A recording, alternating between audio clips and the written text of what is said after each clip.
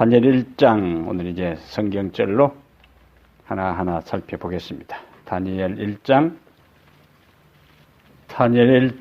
1절부터요. 유다 왕 여호야김이 다스린 지 3년이 되는 해에 바벨론 왕 느부갓네살이 예루살렘에 이르러 성을 에워쌌더니 주께서 유다 왕 여호야김과 하나님의 전 그릇 얼마를 그의 손에 넘기심에 그가 그것을 가지고 신할 땅 자기 신들의 신전에 가져다가 그 신들의 보물 창고에 두었더라. 왕이 황관장 아스부나스에게 말하여 이스라엘 자손 중에서 왕족과 귀족 몇 사람 곧 흠이 없고 용모가 아름다우며 모든 지혜를 통찰하며 지식에 통달하며 학문에 익숙하여 왕궁에 설만한 소년을 데려오게 하였고 그들에게 갈대아 사람의 학문과 언어를 가르치게 하였고 또 왕이 지정하여 그들에게 왕의 음식과 그가 마시는 포도주에서 날마다 쓸 것을 주어 3년을 기르게 하였으니 그 후에 그들은 왕 앞에 서게 될 것이더라. 그들 가운데는 유다 자손 곧 다니엘과 하나냐와 미사엘과 아사라가 있었더니 황관장이 그들의 이름을 고쳐 다니엘은 벨드사살이라 하고 하나냐는 사드락이라 하고 미사엘은 메삭이라 하고 아사라는 아벳노고라 하였더라. 아멘. 오늘 저녁 우리가 함께 살필 말씀드립니다. 다니엘 1장에 네 가지 핵심적인 내용이 있어요. 첫 번째는 하나님의 세 가지 선언, 하나님의 다른 신과 구별되는 하나님의 특별한 그 모습이 세 가지가 있고, 그 다음에 유대에서 잡아온 젊은이들을 동화시키기 위한 사단의 세 가지 전략이 등장합니다. 또 그러한 때에 뜻을 정한 젊은이들이 거기에 동조하지 아니하고 결국에 하나님의 백성이 하나님의 승리하고 하나님의 백성이 승리하는 내용이 1장의 내용이에요. 하나님께서 다른 신과 구별되는 핵심적인 것이 세 가지가 있는데, 첫째는 하나님은 창조주 되시고, 또 하나님은 구원자가 되시고, 또 하나님만이 미래를 예언하실 수 있는 분이시다. 종종 우리가 다른 사람과 대화할 때 여호와 하나님과 다른 종교의 신과 결정적인 차이점이 뭘까? 그럼 뭐라고 대답해야 돼요? 첫 번째는 창조주냐 아니냐. 그래서 에레미야 10장 10절부터 11절에는 천지를 짓지 아니한 신들은 이 하늘 아래에서 다 망하리라 그렇게 했어요. 그러니까 여호와와 다른 신과 구별되는 결정적인 첫 번째 요소는 창조주 여부입니다. 그럼 우리가 하나님 앞에 예배를 드리는 것은 왜 예배를 드린다고요? 왜 우리가 하나님께 다른 신을 섬기지 않고 왜 우리는 여호와 하나님을 섬겨요? 여호와 하나님은 우리의 창조주예요. 그러면 창조주가 아닌 존재를 예배하고 섬기는 것을 가리켜서 우상숭배라 그렇게 하는 거예요. 근데 예배는 우리가 누구를 섬기느냐, 어떤 대상을 경배하느냐에 따라서 경배자의 수준과 질이 결정되는 거예요. 누구를 숭배하고 섬기느냐에 따라서 경배자의 질이 결정된다는 거예요. 그럼 여호와 하나님께서 판단하실 때에 여호와 하나님 외에 다른 잡다한 신들을 하나님의 백성들이 숭배해도 하나님을 섬기는 것과 같은 높은 도덕적, 윤리적, 영적 수준을 유지할 수 있다면 하나님께서 꼭 자기를 섬기라고 주장하지 않을 수도 있어요. 근데 우리가 아는 대로 이스라엘 역사에서 국가적으로 개인적으로 여호와 하나님을 섬기지 않을 때 꼭 어떤 일이 일어났어요? 그 형벌이 일어나기 전에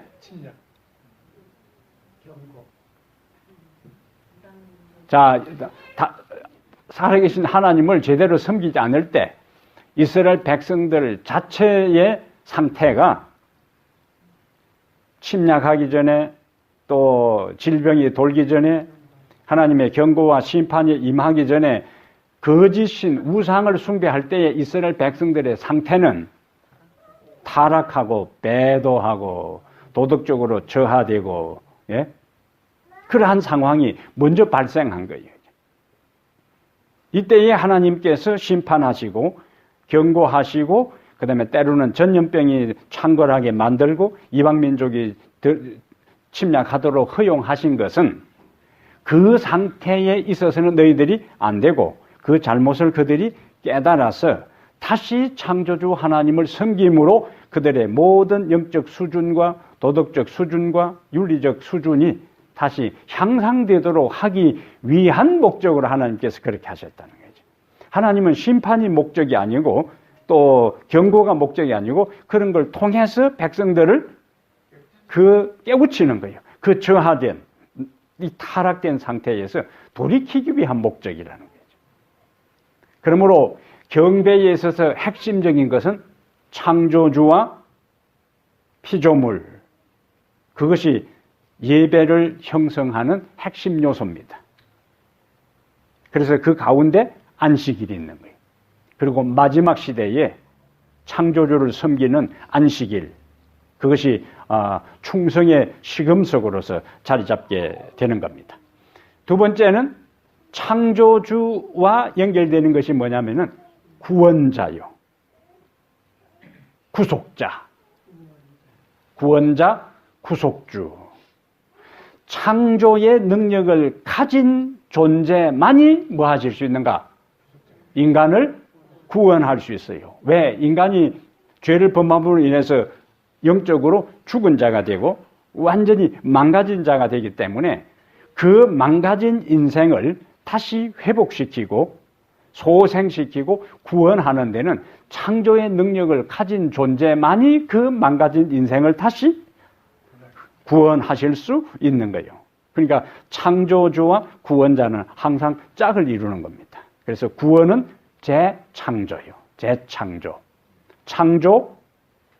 그래서 성경의 모든 내용을 세 단어로 요약하면은 창조, 타락, 구속 그렇게 하는 거예요.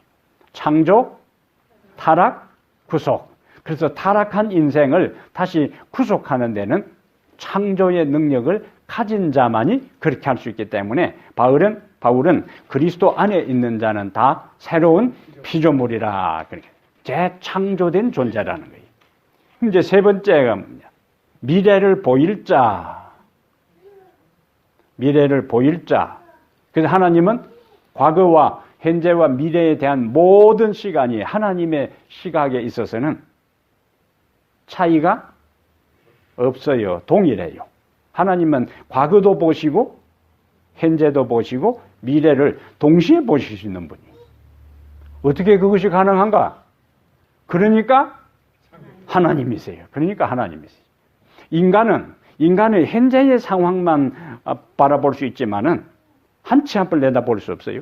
그리고 지나간 과거의 상황을 추억 속에 되새길 수는 있지만은 동시에는 볼 수가 없어요. 그러나 창조주 하나님은 시간의 제한을 받지 않는 분입니다. 공간의 제약을 받지 않는 분이에요. 시간을 초월해 계시고 공간을 초월해 계신 분이기 때문에 하나님은 과거, 현재, 미래가 동시적으로 보인다는 거예요. 그렇기 때문에 미래에 대해서도 미리 뭐 하실 수 있는 거예요?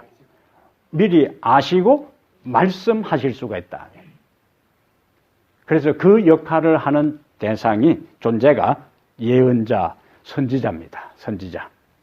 자기들이 지어낸 것이 아니고 하나님이 말씀하시기 때문에 하나님이 말씀하신 그 예언이 하나라도 빗나가면은 그분은 더 이상 하나님일 수가 없습니다.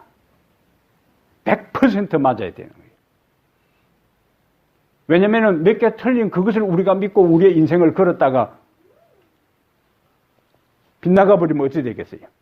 그러니까 하나님은 미래를 정확하게 모든 것을 아실 수 있는 분이시다. 이사야 46장 하나 우리가 확인하고 다시 다니엘 1장으로 돌아가겠어요.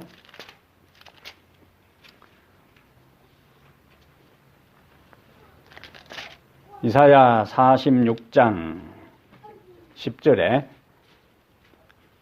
어떤 말씀이 있어요? 내가 시초부터 종말을 알리며 아직 이루지 아니한 일을 옛적부터 보이고 이르기를 나의 뜻이 설 것이니 내가 나의 모든 기뻐하는 것을 이루리라 하였노라. 시초부터 종말을 알리며 아직 이루지 아니한 일을 옛적부터 보이고. 그럼 자, 여호와 하나님이 하나님 되심에 대한 세 가지. 첫 번째는 창조주, 그 다음에 구원자, 그 다음에 미래를 예언하실 수 있는 분. 미래를 예언하실 수 있는 분. 그럼 왜 하나님께서 구약 성경의 선지자를 통해서 그 한 개인이나 이스라엘 백성의 미래의 심판이나 또 침략이나 기근에 대한 것이나 또 세계 역사 전체에 앞으로 어떤 일이 일어날 것을 예언하신 이유와 목적이 어디에 있을까? 하나님께서 미리 역사 그 동시대에 살아가는 사람들에게 먼 훗날 이러이러한 일들이 일어날 것이라고 예언하시는 목적이 어디에 있을까? 그거예요.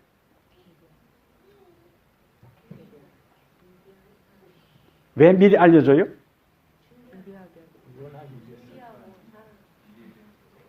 미래에 대한 것을 선지자를 통해서 우리에게 미리 알려주시는 목적이 어디에 있겠느냐? 그거예요. 우리를 구원하는데 구원에 있어서 뭐요? 우리를 하여금 준비하라는 이야기. 자, 기상캐스터가 오늘은 구름이 많이 낀다. 안개주의보다 비가 많이 내린다. 그럼 뭐 하라는 이야기야? 준비하라는 이야기죠. 준비하라는 이야기. 그래서 예언의 목적은 여러 가지가 있지만은 그 중에 가장 중요한 것은 미래에 일어날 일들을 미리 대비하라는 이야기입니다. 대비해서, 그러니까 노아 홍수도 일어나기 전에 미리 뭐요? 앞으로 홍수가 일어날 것이다. 뭐 했습니까? 예언했어요. 그 다음에 일어날 때 뭐 하라고? 준비하라. 준비할 때 어떻게 된다고? 구원 받을 수 있다. 예루살렘이 멸망당하기 전에도 반복해서 경고했어요. 반복해서 경고했습니다. 북방 이스라엘이 망하고 난 다음에 다니엘서 배경을 이루는 남방 유다 멸망 전에도 에레미야, 대표적인 예언자가 에레미야예요. 에레미야는 다니엘과 에스겔하고 거의 동시대의 선지자들입니다. 에레미야가 얼마나 백성들에게 호소하고 강구했으면 에레미야 별명을 눈물의 선지자라 그러죠. 그래서 그가 눈물로 쓴 노래가 에레미야 애가라. 에레미야 애가. 그가 그렇게 백성들을 향해서 눈물로 호소한 이유가 무엇인가? 에레미야는 하나님의 계시적 안목을 통해서 벌써 북쪽에서부터 바벨론이 예루살렘을 침공하고 초토화시키고 황폐화시킬 것을 예언적인 안목을 통해서 보았기 때문에 이 백성들이 이 상태로 있다가는 완전히 망할 것을 아시고 그렇게 눈물로 호소하십니다. 그러니까 예언의 목적은 장차 다가올 일들을 미리 대비해서 멸망하지 않고 모두가 다 구원받도록 하기 위해서. 그래서 하나님이 경고한 것에 반응하고 움직인 사람은 한 사람도 멸망하지 않습니다. 그런데 반응하지 않는 사람은, 준비하지 않는 사람은 다 망하는 거예요. 둘 중에 하나입니다. 성경에는 중간지대가 없어요. 성경에는 구원을 받든지 멸망을 당하든지 하늘에 살든지 땅에서 완전히 소멸되든지 하나님의 백성으로 점점 변화되든지 흑암의 거짓 영에 의해서 지상에서 점점 망가져 가든지 둘 중에 하나예요. 그것이 매일매일 우리의 삶에서 우리의 삶에서 그것이 일어납니다. 자, 이것을 우리가 이제 딱 개념을 잡고, 사단이 이제 이 다니엘 1장에서 세 가지 중요한 전략을 이제 펼치는데, 저 세 가지가 오늘 우리가 살필 본문의 내용들이요. 이것은 하나님의 백성들을 사단이 어떻게 망가뜨리는가, 하나님 백성들을 어떻게 망가뜨리는가 하는 거죠. 첫 번째는 뭘 통해서요? 교육을 통해서, 그 다음에 음식을 통해서, 그 다음에 이름을 바꾸는 창시 계명을 통해서, 이 세 가지가 사단이 바벨론의 포로로 잡혀간 하나님의 백성들을 자기의 수하에 장악하기 위해서 선택한 세 가지 핵심적인 전략입니다.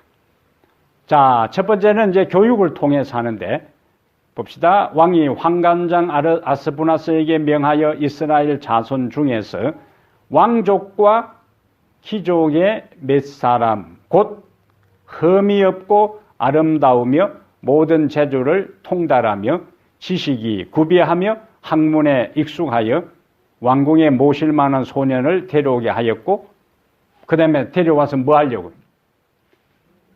그들에게 갈대아 사람의 학문과 언어를 가르치게 하였고. 그럼 여기 이제 인질로 잡아간 왕족, 귀족들이 나오는데, 왜 느부갓네살 왕이 이 포로들을 잡아갔을까?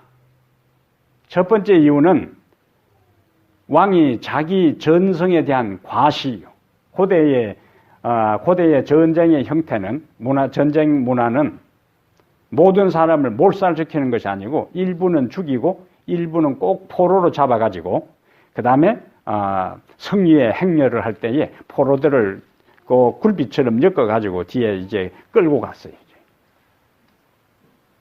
그래서 그 전쟁의 승리의 전리품으로 백성들에게 그것을 드러내고 장군은 그것을 왕에게 바쳤습니다.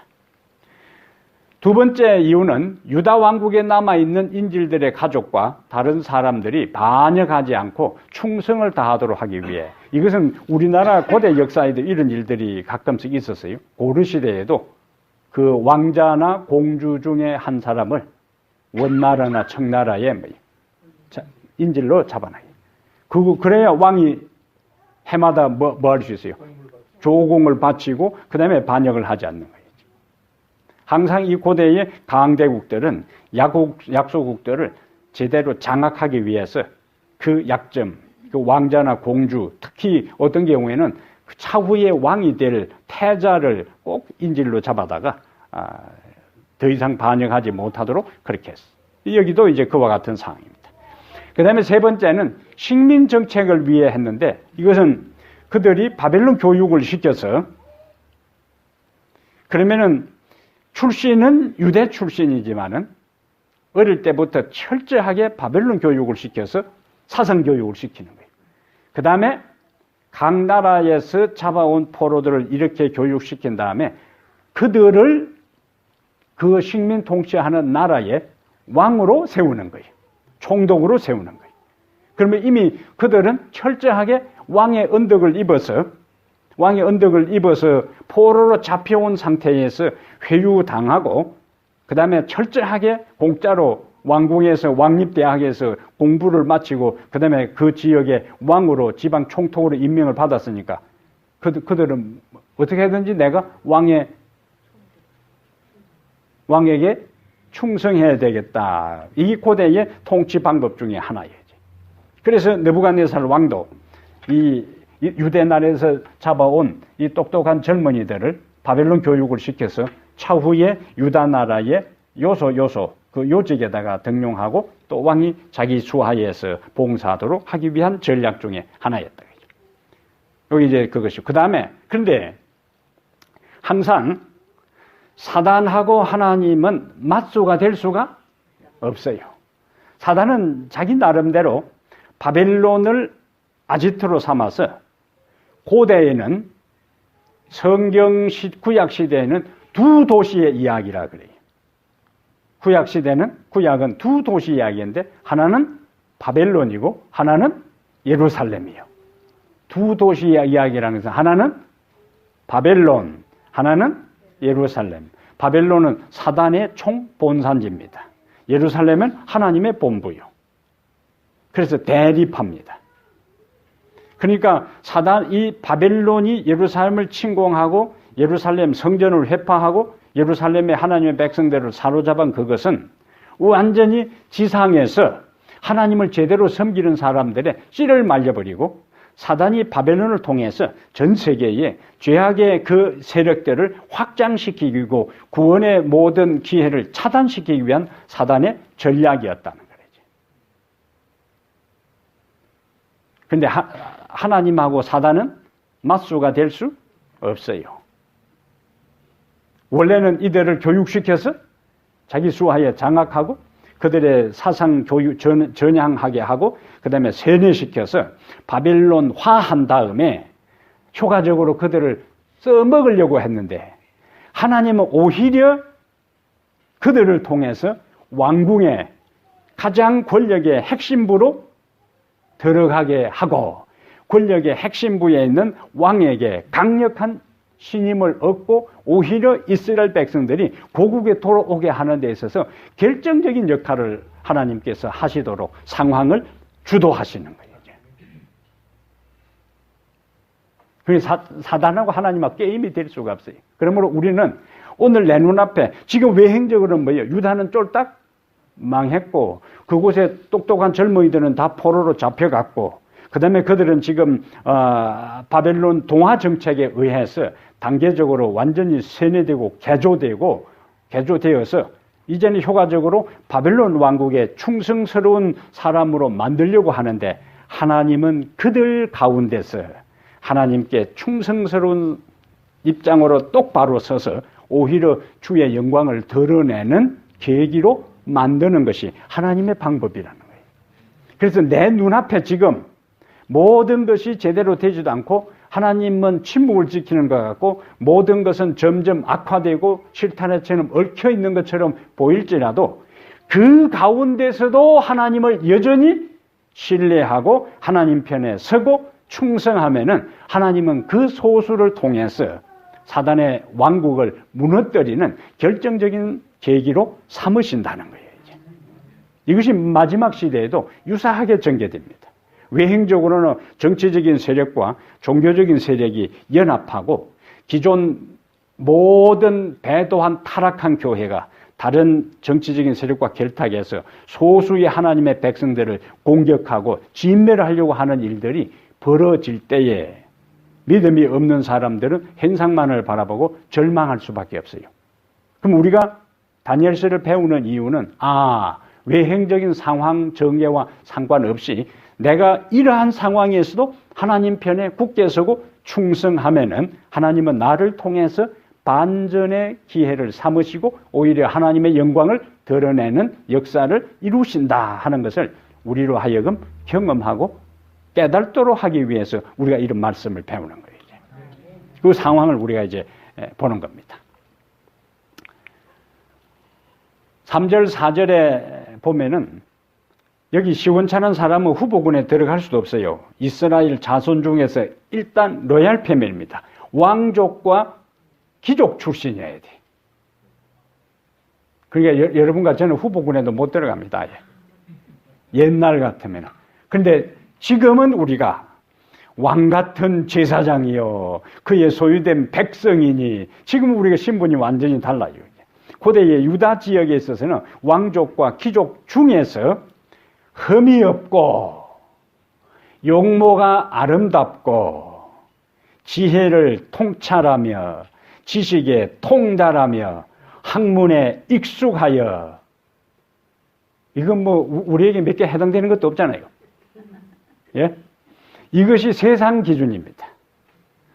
세상에서 인물을 선택하고 뽑을 때의 그 기준이에요. 사람을 판단할 때에 가문이나 외모나 학력이나 재산 등 어떤 요소를 본다고요? 외적인 요소를. 그러니까 이스라엘의 왕을 선택할 때도 심지어 사무엘까지도 다윗의 아들 가운데서 장자 보니까 멋지게 생겼으니까 기름을 부으려니까 하나님께서 잠깐 둘째, 셋째, 노 그러면서 하나님께서 사람은 외모를 보거니와 나는 중심을 본다. 그 사람들이 일반적으로 전반적인 경향이 다 외행적인 조건이에요. 그래서 그러나 외행적인 조건을 가지고 사람을 판단하면은 대체로 실패합니다. 남자와 여자가 배우자를 선택할 때도 마찬가지. 근데 사람은 외모를 보고 하나님은 중심을 본다. 그래서 오늘날 사람들이 교회를 선택할 때도 외부적 교회 건물 모양이 뭐예요? 그럴듯하고 그 다음에 그 교회에 다니는 사람들 면면을 보니까 한인 사회에 뭔가 명함이라도 들고 다니는 사람들이 있고 그러면 이 교회 나도 한번 다녀봐야 되겠다. 근데 한번 가보니까 교회도 교회 같지도 않고 앉아있는 사람도 그냥 그렇고 그럴 때는 괜히 나도 그들 가운데 앉아있으면 자기 수준까지 떨어질 것 같은 생각이 들어서 다른 데로 얼쩡거리는 사람들이 있다. 우리의 선택, 우리의 행동, 우리의 모든 움직임은 세상적 가치, 철학, 기준을 따라 사는 것이 아니고 언제나 모든 사람이 다수가 그러한 길을 가고 그러한 가치관을 따라 살아간다 할지라도 하나님의 백성의 기준은 사람은 외모를 보거니와 하나님은 중심을 본다는 걸 가지고 건물도 아니고 중세시대예요. 성당들은 얼마나 장엄하고 거창하게 지었는지 몰라요. 100년도 아니고 200년씩 걸쳐서 지었어요. 오늘날도 얼마나 장엄하고 거창해요. 예? 그런데 그 시절에 하나님의 백성들은 진리 때문에 박해를 받고 고난을 당하면서 어떤 사람은 무인도에 가고 어떤 사람은 알프스 저 피드몬 골짜기에 도망을 가고 어떤 사람은 감옥에 처해 있고 어떤 사람은 오두막집에 도망가 있고. 근데 하나님의 눈에는 외행적으로 사회적으로 그 다음에 또 거창한 성당 안에서 예배드리는 그 사람들의 관심이 있는 것이 아니라 소수의 진리 앞에 굴복하고 진리를 따라서 살아가는 그 사람들이 있는 그곳에 하나님의 그 사람들과 그 사람들이 있는 그곳에 하나님의 관심이 있었다는 거예요. 네? 우리는 끊임없이 시대적 상황이나 사람들의 모든 철학이나 가치관이 아니라 항상 우리는 성경에서 가르치는 중요한 것, 성경에서 말씀하시는 우선순위, 성경에서 가르치는 참된 가치관이 무엇인가를 끊임없이 생각하고 우리의 삶의 방향을 거기에 맞춰야 된다는 거예요. 그런 사람만이 흔들림에 있어서도 흔들리지 않고 끝까지 알곡으로서 남아있을 수가 있습니다. 그래서 이 교회에 남아있는 여러분들은 시원찮은 목사인데도 카라소리 안 하고 열심히 와서 배우고 이 교회의 주변에 조금만 자동차 돌려버리면 다른 데도 갈 수 있는데 이곳에 나오는 거는 여러분들 지금부터 그거 연습하는 거라. 예? 연습하는 거예요. 외행적인 데 움직이는 게 아닙니다. 사람들이 많이 모이는데 움직이는 게 아니에요. 우리는 진리를 따라 움직이는 거예요. 진리를 따라. 어디에 빛이 있는가? 어디에 진리가 있는가? 어디에 속해야만이 하늘 가는 밝은 길을 내가 발견할 수 있는가? 그것이 우리의 모든 선택의 기준이 돼야 되는 거예요. 기준이. 중심을 보시는 하나님. 여기 고린도전서 1장 하나 찾아보겠어요. 다니엘 1장 손을 넣어놓고 왕이 인물을 선택하는 기준하고 만왕의 왕, 고대의 바벨론 제국의 왕이 선택하는 기준하고 만왕의 왕 되시는 하나님이 한 인간을 선택하는 기준하고 완전히 달라요. 고린도전서 1장 26절에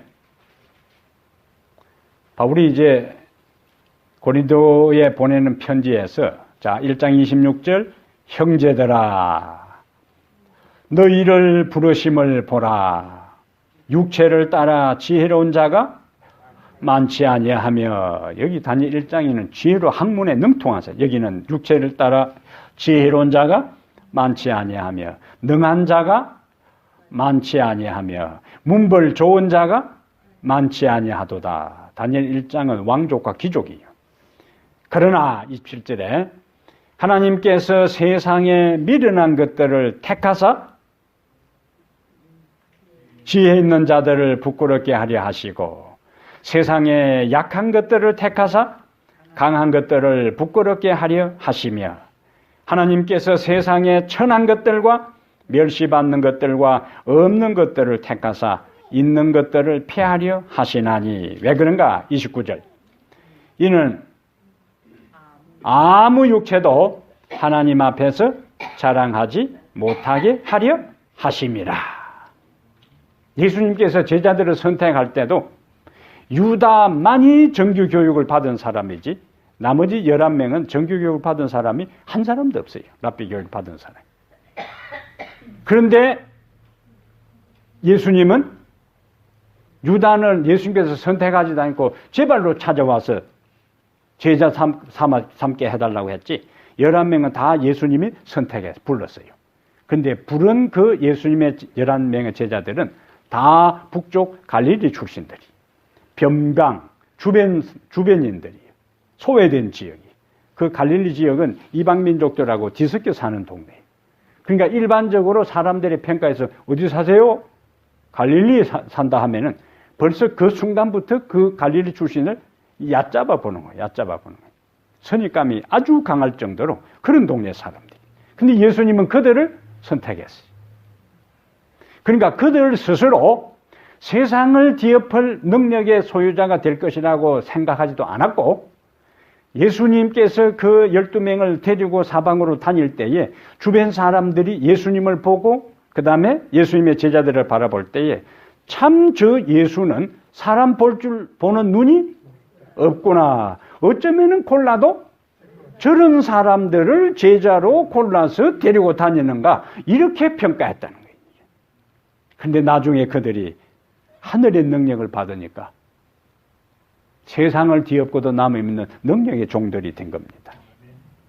하나님께서 엘렌 G. 화이트를 초등학교 3학년밖에 안 나온 엘렌 G. 화이트를 마지막 시대의 선자로 부르셔서 그에게 기별을 주신 것도 잘 나가는 사람, 많이 배운 사람이 아니라 초등학교도 3학년밖에 다니지 못하고 중퇴한 연약하기 거지없는 병색이 짙은 이 어린 소녀를 선택한 것은 그를 사용하고 그가 말씀을 전하고 그가 글을 쓰는 모든 것이 자신에게서 나온 것이 아니라 전적인 하나님의 지혜와 계시에 의해서 그것이 기록되게 하므로 그 한 개인이 아니라 그를 통하여 역사하시는 하나님을 더 높이도록 하나님께서 그렇게 선택하신 거예요. 그러므로 우리가 외행적으로 내세울 것이 없는 그것을 가지고 오히려 우리는 하나님께 감사해야 돼요. 내가 우리의 문벌이 좋고 내가 학문이 있고 내가 지혜롭고 그 다음에 여기 다니엘 1장에 나오는 그런 조건을 갖추었더라면은 은연중에 나도 모르게 뭐 할 수가 있어요? 교만할 수가 있어요. 아, 이 정도면은 무언가 그게 아니에요. 근데 아무것도 내세울 것 없으니까 우리는 죽으나 사나 누구만 바라봐야 되는가? 예수님만 바라보면서 그분만을 의지하고 내가 이루는 모든 것은 내가 한 것이 아니고 하나님께서 나를 통해서 이루셨다고 하나님께 영광을 돌릴 수 있도록 하기 위해 연약한 우리를 역사의 마지막에 복음의 주자로 불러주셨어요.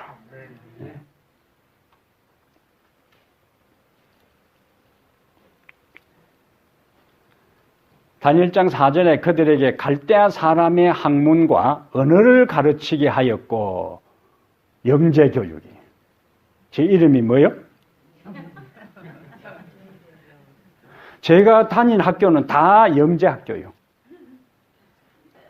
초등학교부터 시작해서 대학 다니는데 제가 거친 대학은 다 영재학교예요. 저는 우리 아버지가 제 이름을 참 잘 지었다 싶어요. 저는 좀 부족하지만 이름 자체가 벌써 뭐예요? 영재 아니에요, 영재.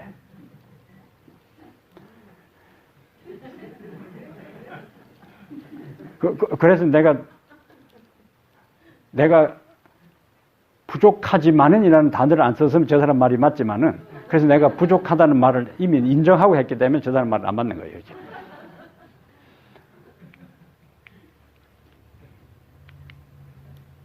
어디 가빈?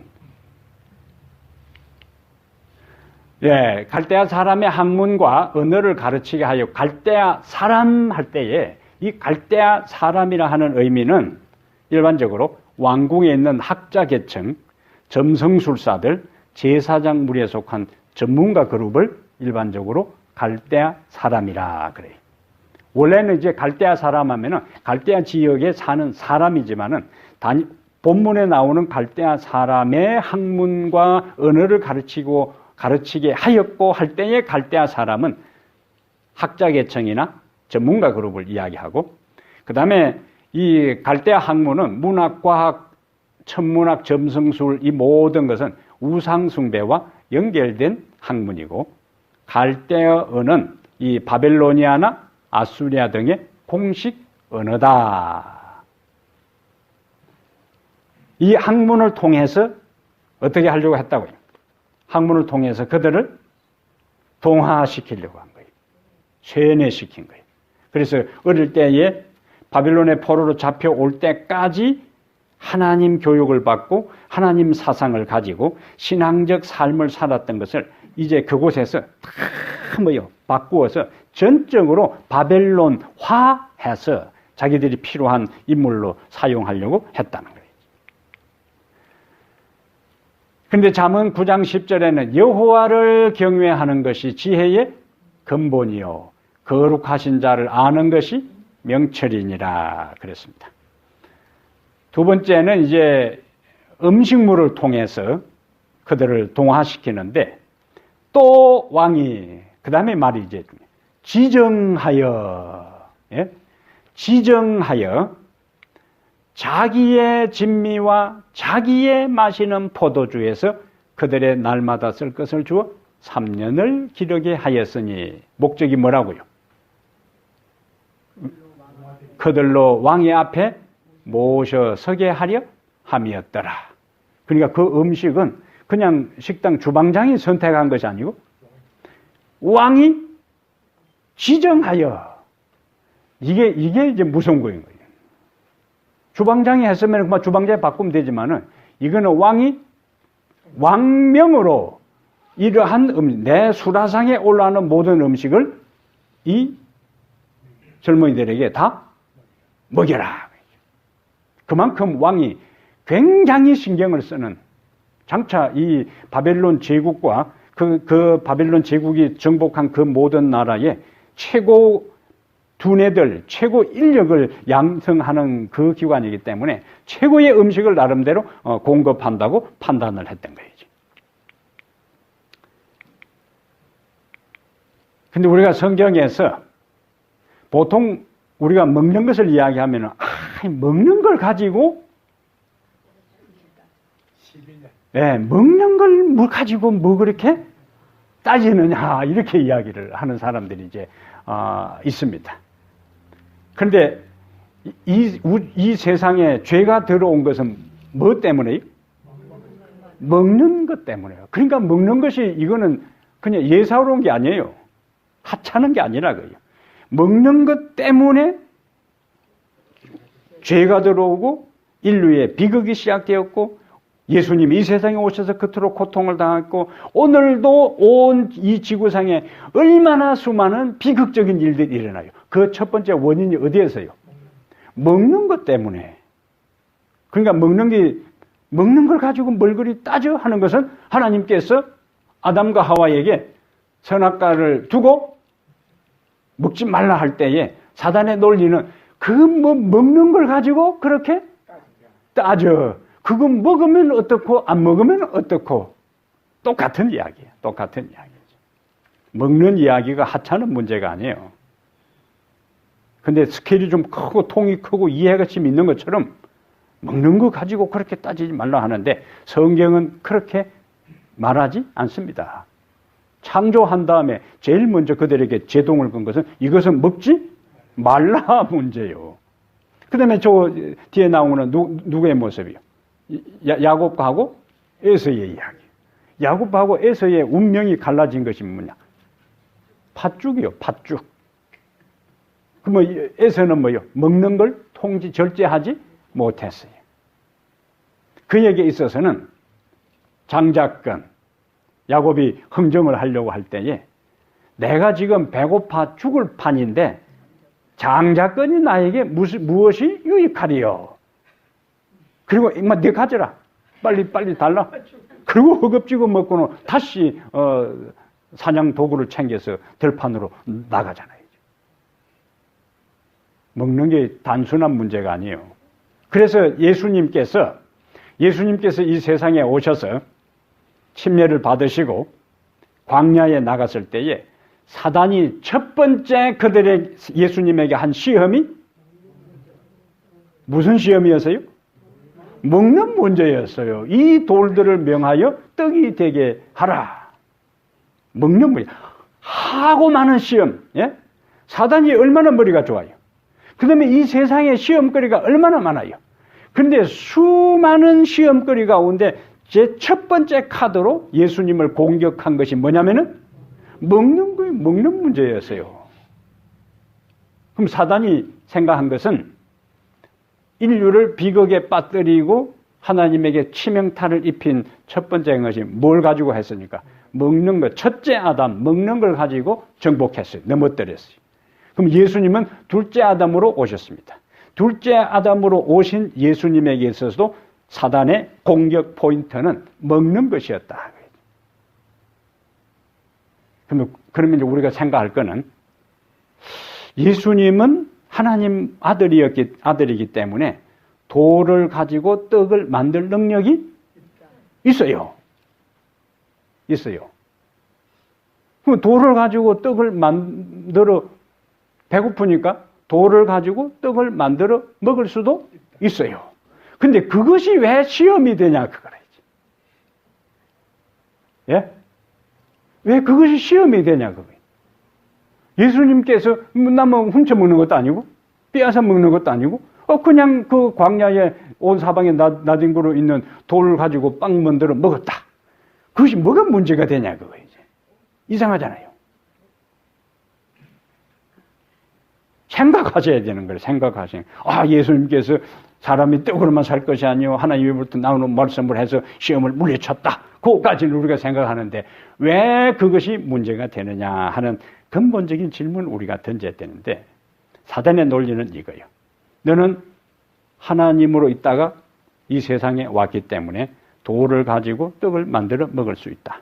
그렇게 한다면 만약에 예수님이 돌을 가지고 떡을 만들어 먹었을 경우에는 하나님을 의지할 필요가 없는 겁니다. 예수님은 이 세상에 하나님의 능력을 발휘해서 자기의 삶의 국면마다 경험하는 어려움들을 그럼 지금 배가 고프니까 돌을 가지고 빵을 만들어서 먹었다. 그러면 십자가 위에 달려 돌아가실 때에 목마르다 할 것도 없어요. 그냥 쥐하수가 터져 나오게 하든지 비가 내려가서 입으로 샥 들어가게 하든지 얼마든지 할 수가 있습니다.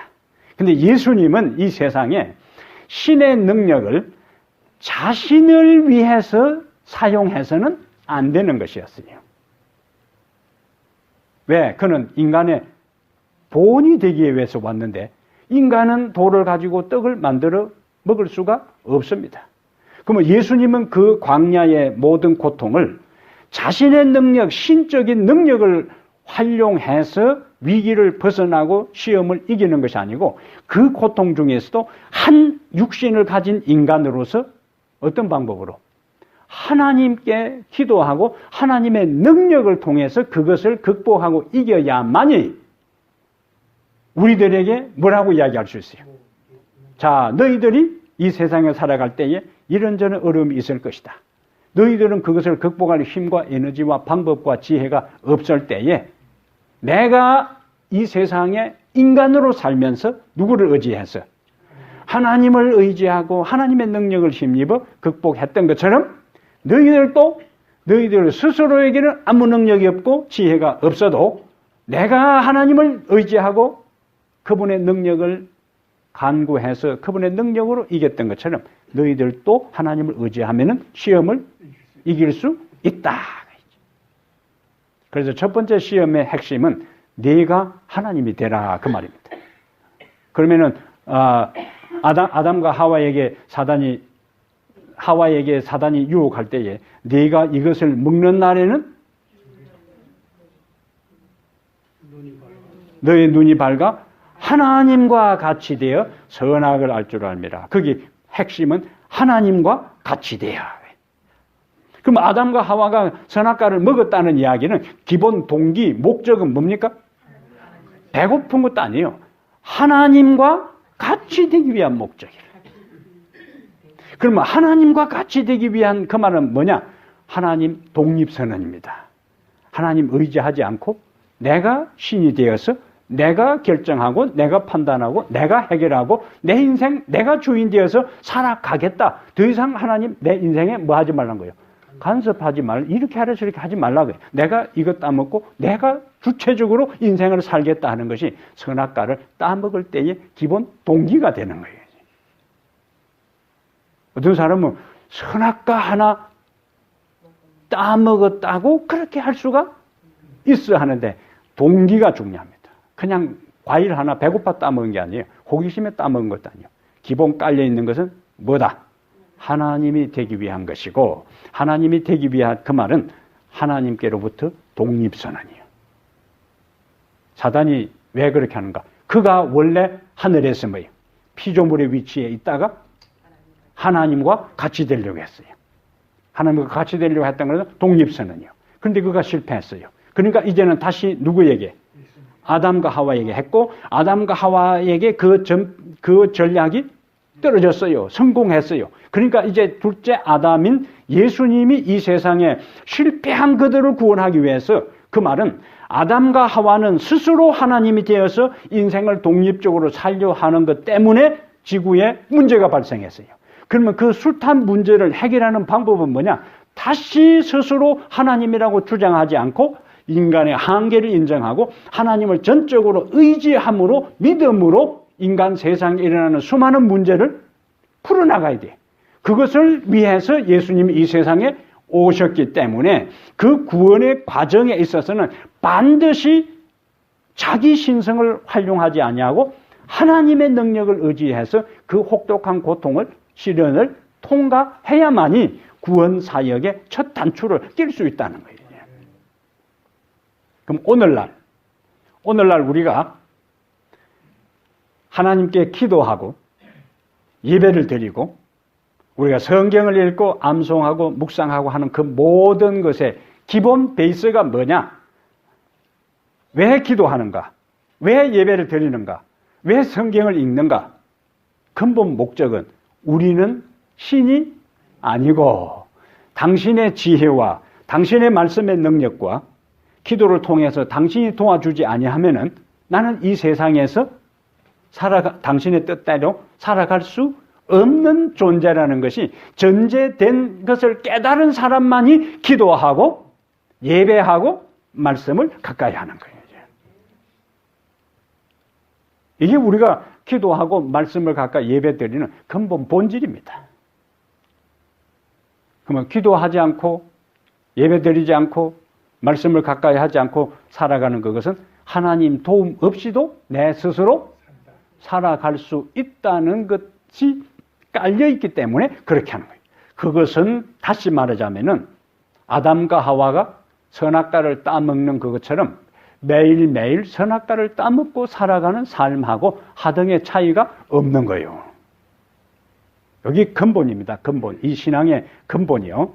그리고 오늘 저녁에도 우리가 하나님 앞에 분주한 하루 종일 이런저런 우리의 일상에 우리의 현실적인 일을 하다가 피곤한 몸이지만 이곳에 이끌고 나온 이유가 어디에 있는가?